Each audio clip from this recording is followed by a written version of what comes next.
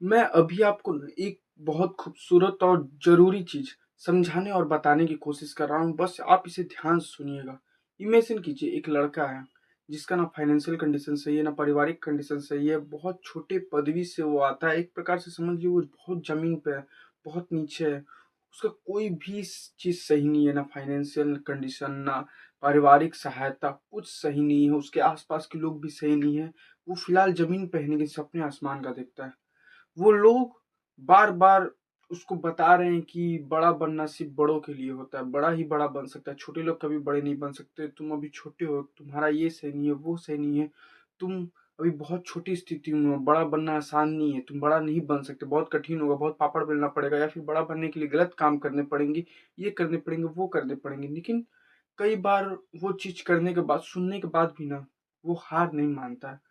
वो अपना विज़न को छोटा नहीं होने देता है, वो फिर भी बड़ा सोचता है, आसमान तक का पहुँचने का सपना देखता है, उस पे काम करता है, कई बार उसमें फ़ेल होता है, कई बार मेहनत करता है, कई बार जो एक्सपेक्ट किया रहता है वो भी नहीं होता है।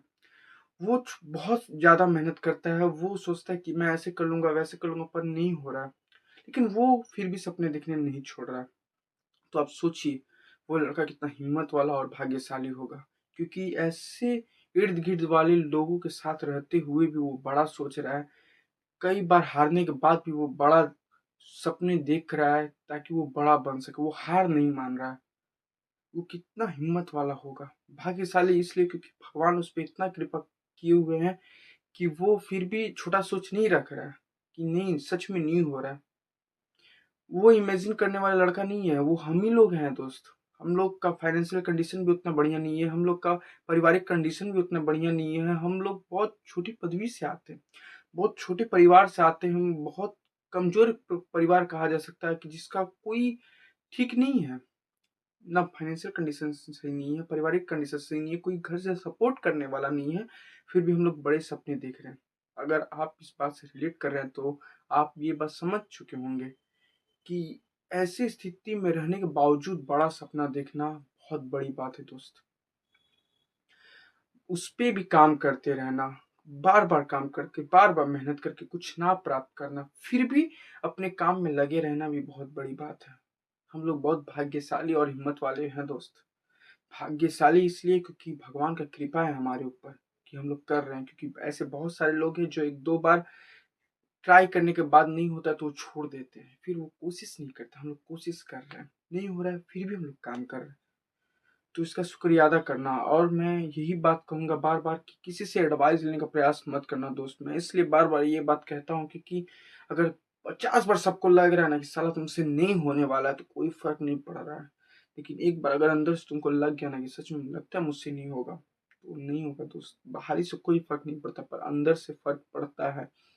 ये चीज़ मैं बार-बार समझाने की कोशिश कर रहा हूँ। इसलिए अगर तुम कर रहे हो तो हार मत मानना, क्योंकि हम ही जो लोग करके आगे बढ़ते हैं, जो सच में कुछ प्राप्त कर लेते, तो हमारे पीछे वाले लोग, लाखों लोग हमें देख के प्रेरित होते हैं कि हमें भी करना है।